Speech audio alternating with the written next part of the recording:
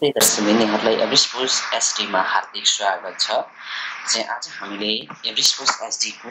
तपाईले Photoshop playlist गरेर हेर्नु भने अब यो यसमा सिरियल बाइ रूपमा फोटोशपमा पहिला पाँचौं साइजको फोटो कसरी बनाउने, त्यसपछि ब्यानर कसरी बनाउने, युट्युबको थम्बनेल कसरी बनाउने, फोटोशप सम्बन्धीको सम्पूर्ण के काम गर्न सकिन्छ त्यसमा सिरियल बाइ रूपमा तपाईहरुलाई म भिडियो बनाएर अपलोड गर्नेछु। आज म तपाईहरुलाई छोटो मिठो तरिकाले पासपोर्ट साइजको फोटो कसरी बनाउन सकिन्छ त्यो पनि एकै क्लिकमा चाहिए जति 12-15 फोटो कति 30 वटा कति चाहनुहुन्छ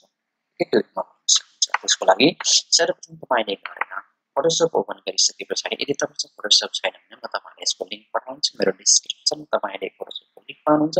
यसलाई डाउनलोड गर्नुस् र ओपन फाइलमा यहाँ मात्र फाइलमा क्लिक गर्नुस्। त्यसपछि ओपनमा क्लिक गर्नुहोस्। ओपनमा क्लिक गरिसकेपछि तपाई कुन फोटोको तपाईले चाहिँ फोटो पासपोर्ट साइजको बनाउन चाहनुहुन्छ त्यसमा गएर क्लिक गर्नुस्। म अहिले यो फोटोलाई चाहिँ पासपोर्ट साइजको फोटो बनाउन गइरहेको छु र त्यसपछि गएर म यसलाई चाहिँ हल्का सफा गर्न चाहन्छु। र त्यसको लागि तपाईले चाहिँ यो पासपोर्ट यो फोटो कसरी सफा गरिन्छ भनेर चाहिँ त्यसको लागि म पछाडी अरु भिडियो बनाउँछु। र अहिले तपाईहरुलाई लागि यो थोरै देखाउनको लागि मैले यहाँ थोरै अलिकति सफा गर्न लागिरहेको छु। यदि हल्का तरिकाले यसको राम्रोसँग गर्नलाई राम्रो लेयर लगाएर गर्नको लागि अर्को भिडियोमा म तपाईहरुलाई देखाउनेछु। आजको यो छोटो मिठो भिडियोमा तपाईहरुलाई हल्का यस्तो कसरी सफा गर्नु परेको खण्डमा यो तरिकाले पनि यसरी थोरै गर्नु परेको खण्डमा लेयर गर्नुभन्दा यसबाट छिटो तरिकाको लागि यो तरिकाले पनि गर्न सकिन्छ भनेर देखाउन गइरहेको छु। यसै तरिकाले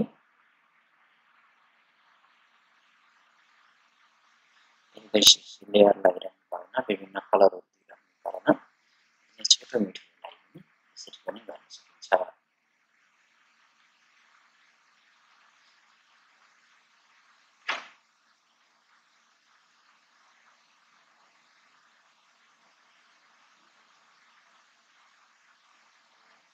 यो तरिकाले सफा गरिसकेपछि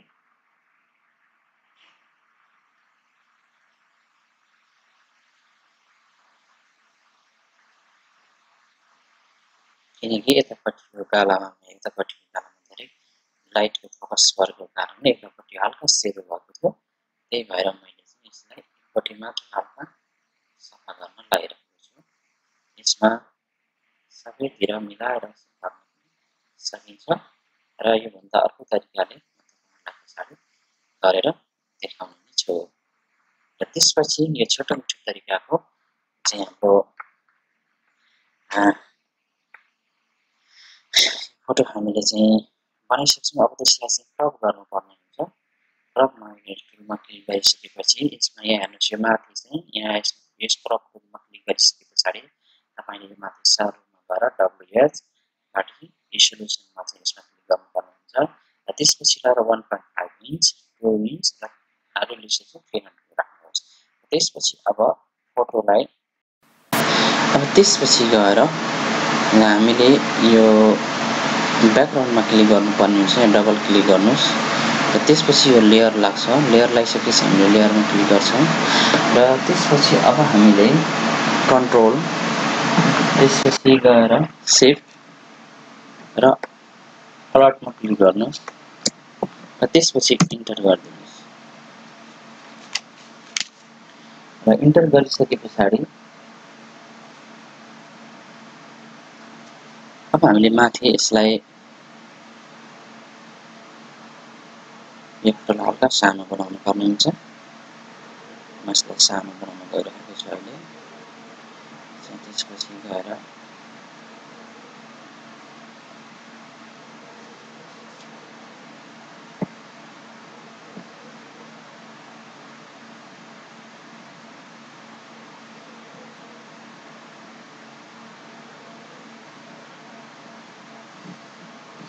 त्यसपछि अब हामीले माथि एडिटमा क्लिक गर्छौं। यहाँ माथि हेर्नुस् यहाँ एडिटमा क्लिक गर्नुस् र त्यसपछि गएर यहाँनेर स्ट्रोक भन्ने छ यहाँ तल त्यसमा क्लिक गर्छौं र त्यसपछि यहाँनेर 10 px मा राख्नुस्। 10 इन्टर PX गराउनु त्यसपछि ओके गरिदिनुस् फेरि PX राखेर ओके गरिदिनुस् र यो भइसकेपछि चाहिँ यसमा तपाईले चाहिँ यहाँ कलर मैले चाहिँ व्हाइट कलरको राखेँ यदि तपाईले चाहिँ ब्ल्याक कलरको राख्न चाहनुहुन्छ भनेदेखि फेरि यो माथि एडिटमा क्लिक गर्नुस् त्यसपछि यसमा गएर चाहिँ स्ट्रोकमा क्लिक गर्नुस् र यसमा चाहिँ कलरमा तपाईले छान्न सक्नुहुन्छ यदि ब्ल्याक राख्न चाहनुहुन्छ भने यो कैँचीले काट्न ओर्नको लागि चाहिँ सजिलो हुन्छ ब्ल्याक भयो भने ब्ल्याक राख्दिनुस् र त्यसपछि ओके गर्दिनुस् त्यसपछि यसरी ब्ल्याक बोर्डर आउँछ पछाडि फोटोहरु काट्नलाई यो सजिलो हुन्छ यसको काम पनि त्यही नै हो अब त्यसपछि फेरि एडिटमा गएर हामीले क्लिक गर्छौं एडिटमा क्लिक गरिसकेपछि अब यहाँ हामीले यहाँनेर हेर्नुस्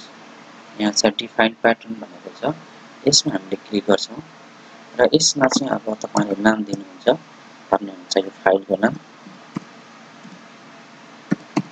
मैले यसरी नाम दिएँ त्यसपछि यसको प्याटर्न बनाएँ यो पछाडी हामीलाई फाइल खोज्नको लागि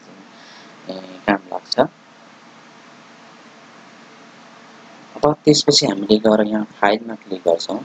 र ओपनमा हामीले चाहिँ यो न्यूमा क्लिक गर्नुपर्ने हुन्छ र न्यूमा क्लिक गरिसकेपछि यहाँ फोटोमा क्लिक गर्नुस् र फोटोमा क्लिक गरिसकेपछि यो ल्यान्डस्केप यसको यो 4:6 को चाहिँ यसमा क्लिक गर्नुस् र त्यसपछि गएर यो चाहिँ रेजोल्युसन 300 मा राख्नुस् र त्यसपछि यसलाई क्रिएट गरिदिनुस् र अब हाम्रो यहाँ यो हाम्रो खुलेको हुन्छ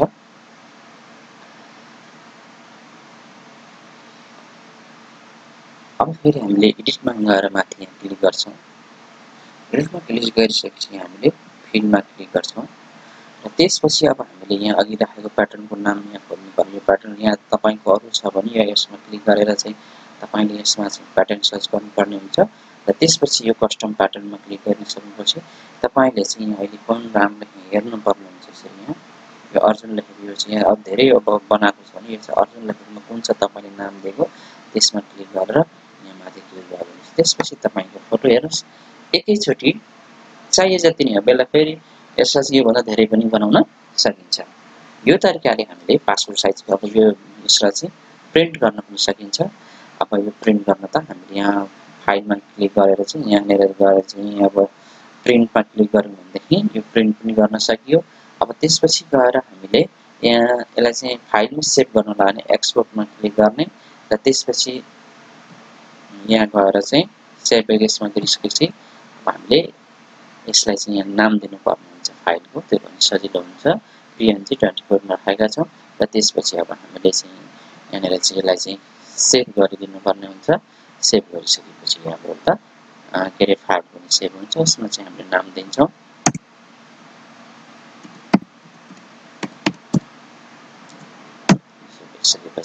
अब हामीले यो सम्पूर्ण गरिसकेपछि यसलाई हामीले सेभ गरिदिन्छौं र यसरी सेभ भए हाम्रो फाइल अब यो चाहिँ डाउनलोड फाइलमा तपाईले यहाँ कहाँ राख्नु कुन फाइलमा सेभ गर्नु भएको छ त्यही भएर सेभ हुन्छ यसलाई प्रिन्ट पनि गर्न सकिन्छ अब यसलाई यो हामीले राखेको बोर्डरहरुलाई चाहिँ काटेर पिस गर्न पनि सकिन्छ यही तरिकाले यो चाहिँ फोटोशपबाट फोटोमा पासपोर्ट साइजको फोटो बनाउन सकिन्छ अब तपाईलाई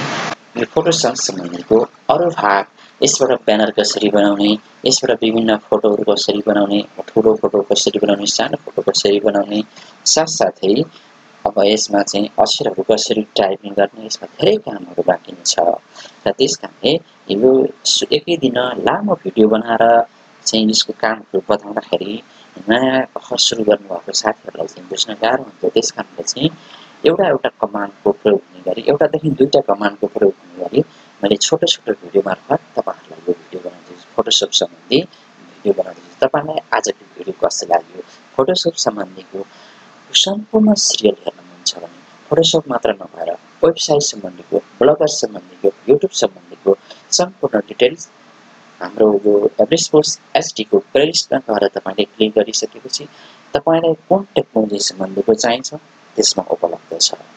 हाम्रो भिडियो र हाम्रो लाइभ खण्डमा लाइक सब्स्क्राइब। नमस्ते दर्शकबिन, यहाँहरूलाई एभरेस्ट पोस्ट एचडीमा हार्दिक स्वागत छ। हाम्रो यस्तै राम्रो फरक फरक भिडियो हेर्नलाई हाम्रो एभरेस्ट पोस्ट एचडीलाई सब्स्क्राइब गर्नुहोस्, साथै नजिकै भएको नोटिफिकेसन बेललाई पनि दबाउनुहोस् ताकि हामीले भिडियो अपलोड गर्न साथ यसको नोटिफिकेसन तपाईलाई जानेछ र तपाईले हाम्रो भिडियो सुरुमा हेर्न पाउनुहुनेछ।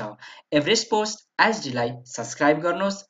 र म फेरि पनि भन्न चाहन्छु, सब्स्क्राइब अवश्य गर्नुहोला है त। हवस् त, धन्यवाद।